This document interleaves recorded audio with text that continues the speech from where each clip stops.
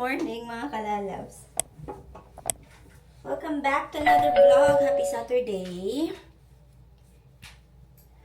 Did you find it? Wait, let me finish this one.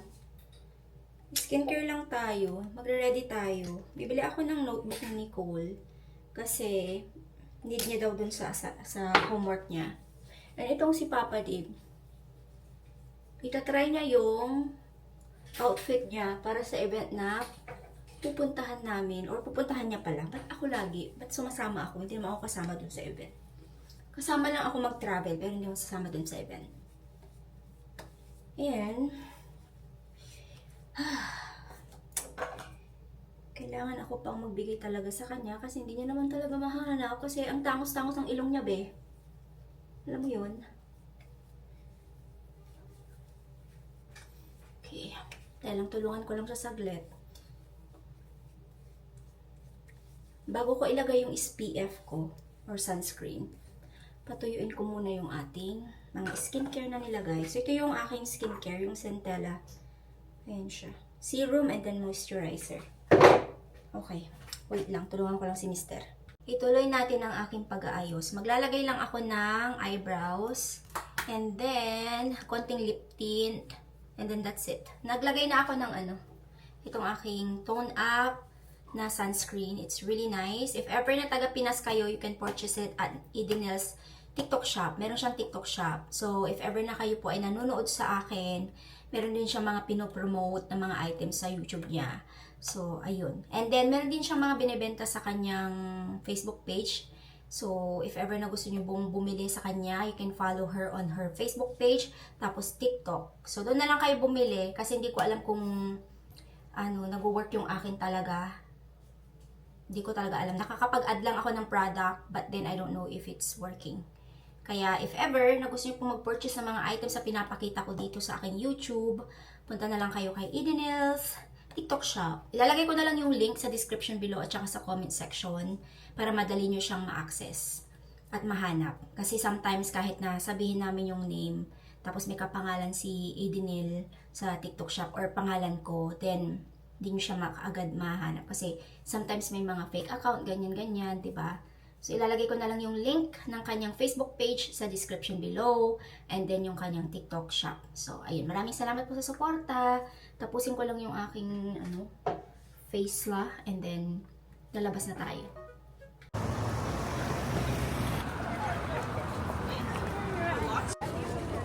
Meron silang mga pop-up store dito, mga kalalabs. Jewelries, nails. Oh, that's so nice. Oh, Nicole will like that. Finally. Nicole will like that one. Pantulog. Para tayo. I feel like we're in Love Korea or something like that. Yeah. Look at that popcorn. That's cool. Oh, looks so good. Parang malamig yung simoy ng hangin today.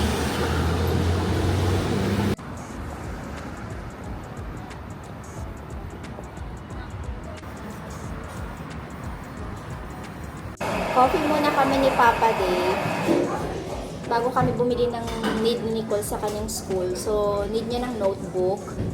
Tapos, need niya din ng marker. Something like that. And pencil. Meron siyang gustong brand na notebook. Kaya doon namin siya bibilihin. Sa Muji daw. Sabi ko sa kanya, isa niya sa akin kung anong klaseng notebook yung pinapabili niya. Para alam mo. Sabi ko, pwede na siguro yung sa Dalarama para mura. Pero sabi niya, no, I need something like this, like this. So sabi ko, okay. Support natin yung gusto ni Nicole. Chat ko lang siya. Please send me the...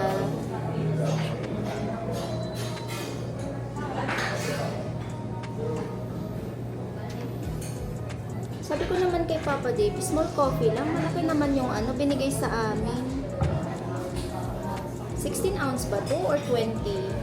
What? This is not 6. Is this a 16? I have no idea. Anyway. Okay.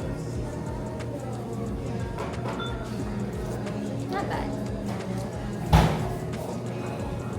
Parang pag sanay ka na sa kape mo sa bahay, parang pag uminom ka ng kape sa coffee shop, tapos iba yung lasa, parang hindi ka nasanay. Kasi lasang ano siya, yung parang burn, parang gano'n yung, parang sunog na beans. Yeah, mayroon siyang lasang gano'n, aftertaste. Muji na kami, mga kalalabs. Hinahanap namin yung pinapabili ni Nicole. B5. Maybe she means B5. She means B5? Maybe. It's a good size. It's smaller than a regular. It's smaller than a big one, but it's. Let's This ask. is right here. Let me ask her. Okay, tapos na kami. Ito yung pinapabili ni Nicole. Yung mga yan, yung pen. So, nabili na namin siya. Ngayon, ikot-ikot lang kami. Titingin-tingin lang dito sa Muji. Iniisip ko, dito ako bibili ng pangalan nito yung luggage. Kaso nga lang yung luggage nila dito.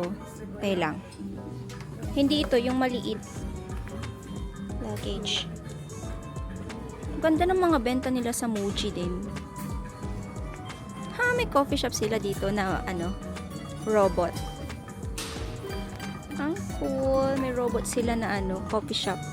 Ito yung gusto kong bilhin na luggage. Wala siyang bulsa-bulsa pero ito yung price niya $159.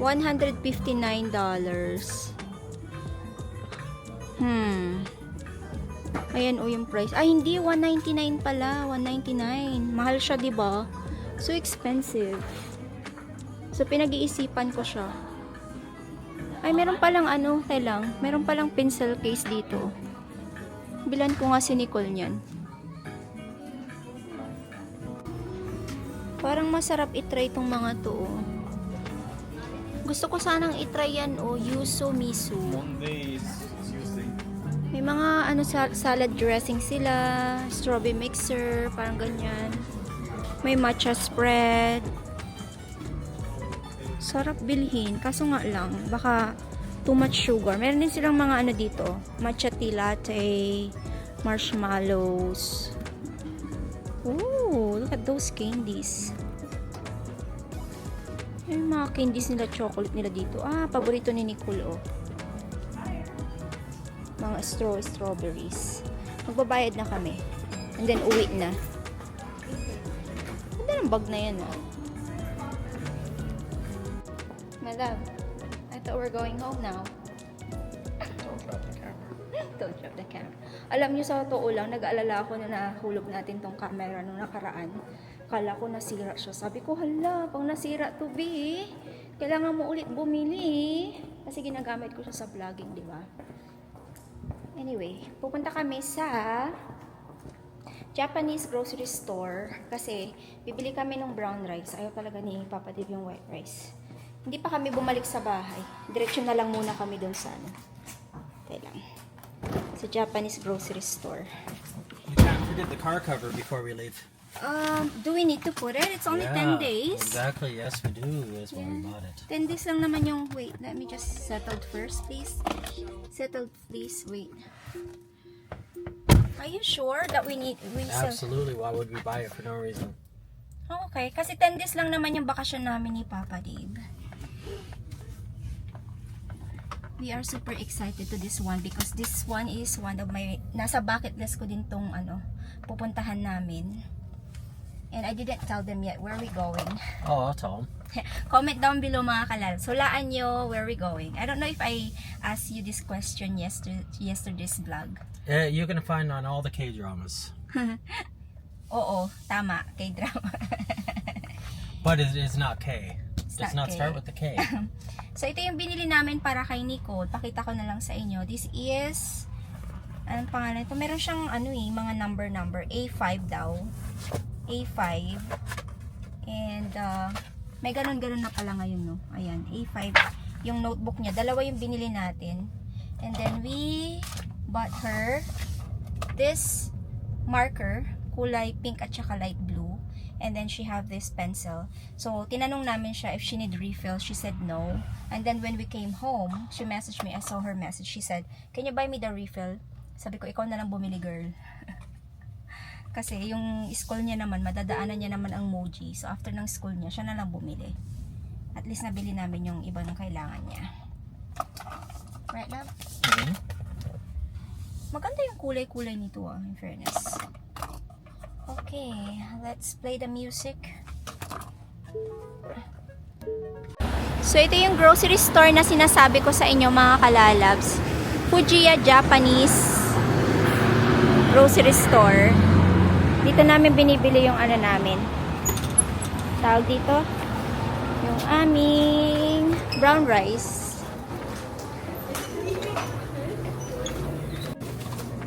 Ito yung mga benta rin nila dito, oh.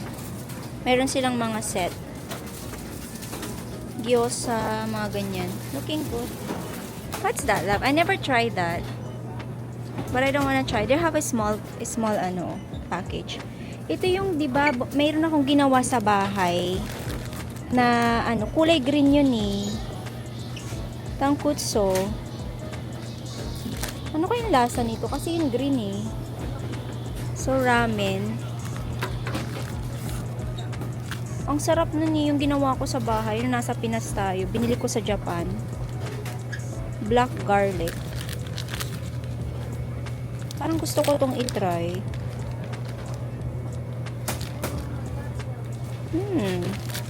Next time. Wala yung green eh. Gusto namin itong i-try, oh. Looking good. You don't need to cook this one already. Like it's, or you need to heat it up. Heat it up. Oh, okay. But how? How? Oh, no, oven, not in the microwave. Maybe air fryer.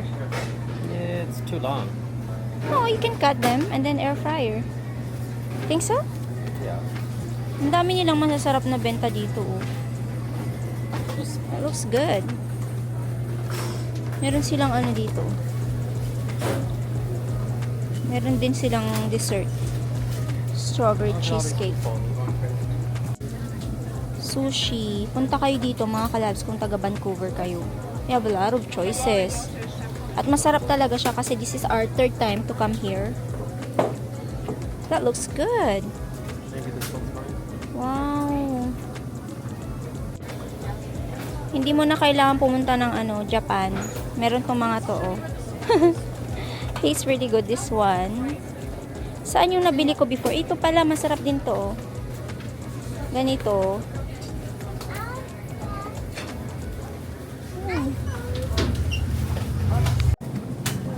Parang gusto mong itry lahat ng benta nila dito.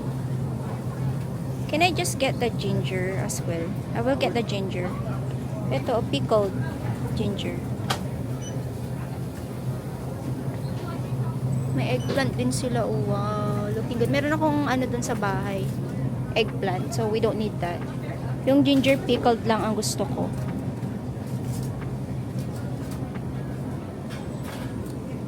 Hala, ang dami yung pwedeng bilhin dito, oh.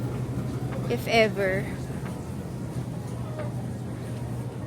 May mga sauce sila dito. Ay, ito ano to? Parang may nakita akong, ay, sauce. Soy sauce lang pala yan.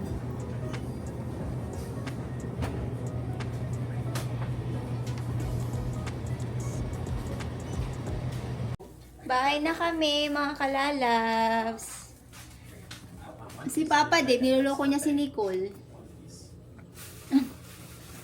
Mama wants half the rice. Yeah, I want your rice, Nicole, kasi hindi pa ako nagluto ng rice. Okay. So, we got your notebook. 2 pieces. Thank you. And then, you messaged me and it's late already. We're downstairs It's okay, already. it's like so $2. Yeah, you should buy your own refill. Tapos, ano pa nabili namin? Hindi namin nahanap yung brown rice na gusto namin, pero itry natin to. Sana same lang siya ng lasa. And we have this one.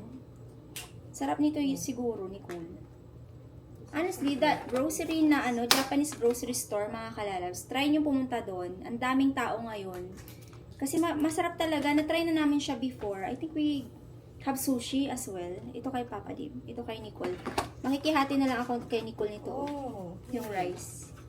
And then, good, good. so din try to. Fish. What is that? Yummy! Ano kaya? Anong isda to? I think you should put this in the air Mackerel. Yeah, you can try. You can heat it up. Tapos bumili ako ng ginger. fryer. Pickled ginger. I think we should put this in the air fryer. And then we have seaweed salad. I love seaweed salad. It's You really do? good. Yeah. Me too. So do you want some of the ginger for your love? For your sushi? That would be an excellent How about the seaweed? You want seaweed? seaweed too, yeah. What I don't want is this fake wasabi. Okay. $29? Yeah, Nicole. Yes, Nicole. I should have gotten it then. True, just give Mama 29 then. Transfer. Bank transfer. Transfer the $29 in my I mean, you Nicole. can. It's fine. I don't There you care. go. Okay. It's for my school anyways. That's why Papa Dave and I talking earlier that, can I have one please? That your money that goes to your bank is for your school. So whatever you need for your school, just buy it. Okay. Yeah. I just need a pencil case. Oh, that looks good. Kain po tayo mga kalalas. Oh, looking good. And this one as well. Ooh. We are excited for that fish. That fish is mackerel. Thank you, Monkey Love Loves. Oh my god, looking good. I don't think I'll eat the potato salad. Potato salad? It has potato salad. Yes, it does. You You must can give eat, it to Papa Dave. There's also pickled. I wish you would eat the Are these the potato salad. And I Let's want you try to eat this that one. broccoli too. Kain po. I want to put this in the air fryer. Okay. Try.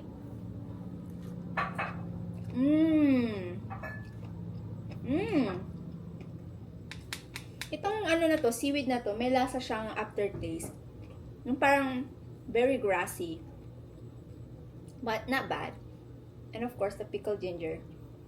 Don't finish that. Heat this up. You can heat it up now. Yan, kain po tayo. Kain po. Nasamid pa ako. Tambay-tambay din pag may time mo, bay. Ha? Tambay-tambay din yan. Tambay-tambay talaga to. Tambay-tambay muna kami ni Ube habang nag-iisip kung kakain pa ba kami o hindi na. Nabusog kami doon sa nabili namin pagkain sa Fujiya Japanese grocery store. Sobrang talaga, hindi ako makamove on sa grocery store na yun kasi pag pupunta kami doon, napapabili talaga kami kasi ang sarap ng mga benta-benta nila. At pag nagki-crave ka talaga ng mga mga pagkain sa Japan, doon ka bumili kasi nandoon naman siya. Hindi naman lahat ng meron sa Japan meron dito, no. Pero pag nakahanap ka ng mga ganong grocery store, talagang parang babalik at babalikan mo 'yun. Kasi especially kami, gustong-gusto namin ang Japan. Naisip ko nga na pag sa susunod na uwi ko sa Pinas, gusto ko mag-layover sa Japan. Tapos parang layover Japan, Japan to Philippines, and Philippines to Japan, Vancouver, parang ganun. Parang kasi ang basta mas gusto ko ang Japan. Gusto ko din ang Korea, no, mga kalalabs. Pero I found na mas special si Japan para sa amin. Parang mas maraming pwedeng gawin. Sa Korea, more on like, nasa chill side lang siya. Alam mo yun? Pero mas marami din namang mga kababayan natin dyan na gusto ang Korea. Pero again, iba-iba tayo ng mga trip. Mas gusto ko talaga ang Japan kasi mas marami kang mabibiling pagkain. May mga pampaganda din, pero sa pagkain side tayo. Marami kasi doon. Pagkain talaga si Mami Faye, no? Nag-uusap lang kami ni Eden, nagchat-chat kami kasi pinag-uusapan namin yung pangalan nito, yung tinatayong babuyan doon sa harap ng bahay. Sabi ko, ano kaya mangyayari? Sabi ko sa kanya, pag nailagay na yung yung babaho ba yung paligid nyo, sana hindi siya makakos ng problema sa kalusugan, especially may mga kabataan doon, may mga babies, may mga bata doon sa kapitbahay namin. So, let's see kung anong mangyayari. Hindi pa yata tapos.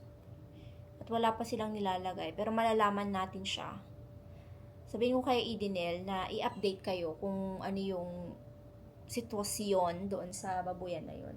iniisip ko pa lang na malalagyan na siya. Hindi naman ako doon nakatira, pero ako yung parang naapektuhan. Siyempre, 'di ba? Iniisip ko sila Papa, sila Edenil, ano yung magiging mangyayari doon. Dati kasi sobrang langaw doon, pero nagsara yung farm. Nabanggit ko ba sa inyo? Nagsara daw yung farm, isang farm doon na malapit sa amin. Kaya walang masyadong langaw nung umuwi kami. Kasi nung time na umuwi kami ni Nicole, magabandang July, August yun. Kung natatandaan nyo, ang dami-daming langaw. Pero this time na umuwi kami, pa isa-isa, dalawa, tatlo, apat, ganyan lang na langaw. And then nalaman ko na nagsara pala yung farm. So sabi ko, ay salamat naman kasi hindi talaga siya healthy, yung sobrang dami, kumakain ka kasabay mo yung mga langaw. Nung time na yun, talagang sobrang dami, nairita talaga ako, namblema ako nung time na yun, nung nandoon kami. Sabi ko, hala, hindi maganda pala dito kasi ang daming langaw. Sabi ko ganun, paano na kayo? Like, alam mo yun? Even though sila Edenil, sanay naman daw sila sa ganun, pero hindi naman talaga siya maganda, yung madaming langaw. So, nagsara nga yung farm na yun, na mayroon namang naglagay ng mas malapit pang babuyan. Sa harapan pa ng bahay. So, ako na malayo, iniisip ko pa lang siya, medyo na ako. Parang sabi ko, parang naiirita ako for today's video. Iniisip ko pa lang siya. And maraming nag-comment sa inyo na i-complain daw yun. Madaling sabihin na i-complain, pero at the same time, hindi kami talaga taga doon eh. Yung parang di namin kilala yung mga taong yun. 'Di ba? Parang natatakot din kami, 'di ba mga kalalabs? Hindi siya ganun kadali. So, let's see na lang, siguro yung mga tao nakapaligid doon na nakatira din at pag naapektuhan sila, hindi lang kami, hindi pwede namin siya lang i-complain. Pero for now, kasi hindi ko alam kung ano mangyayari. Wala akong idea. Kaya, ayun, sabi ko, paano kaya yun?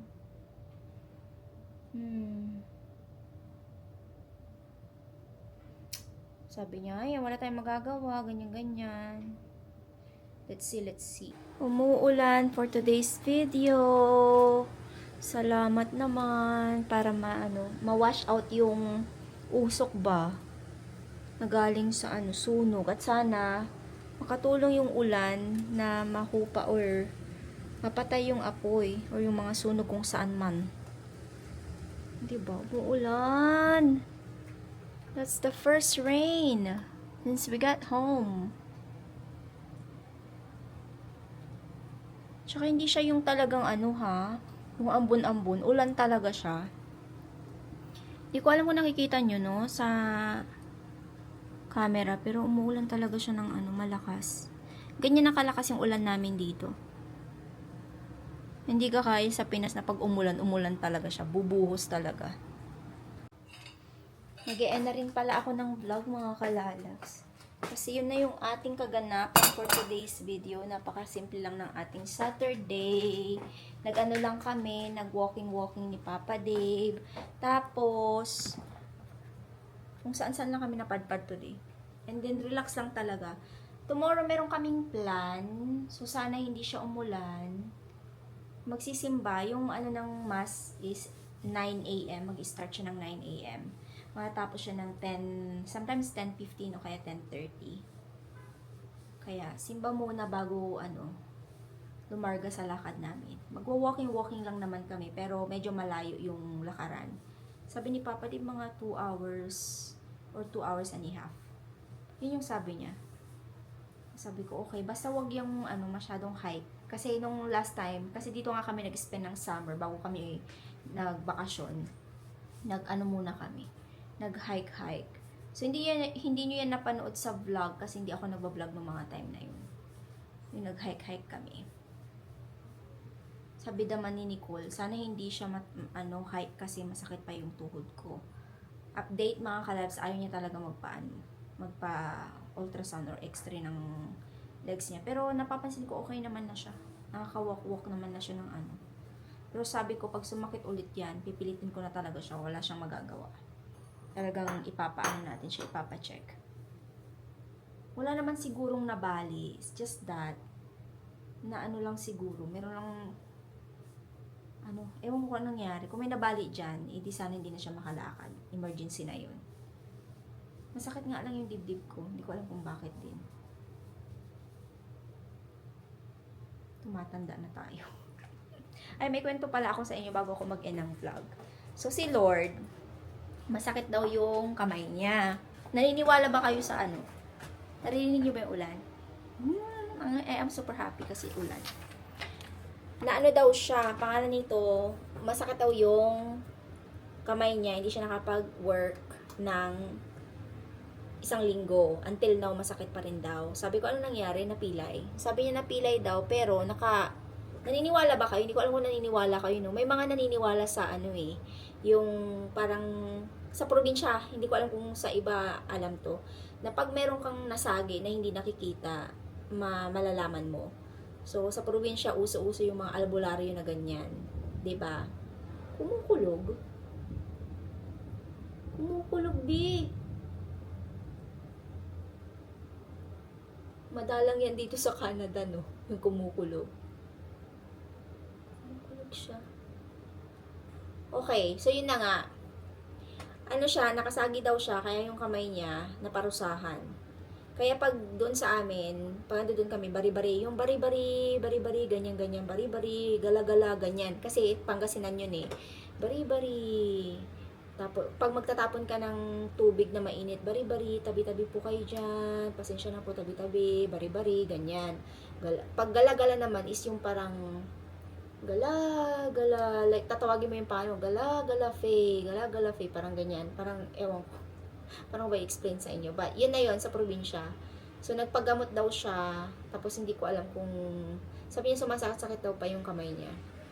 Kaya sa probinsya, nung lumalaki ako ganyan, before kanila ipa-check up sa doktor, ipapa-albularyo ka muna para makita kung ano, kasi yung sa side ng mama ko is sila na lola ko tsaka si tatay, si grandpa ko, lolo at lolo ko sa mother side.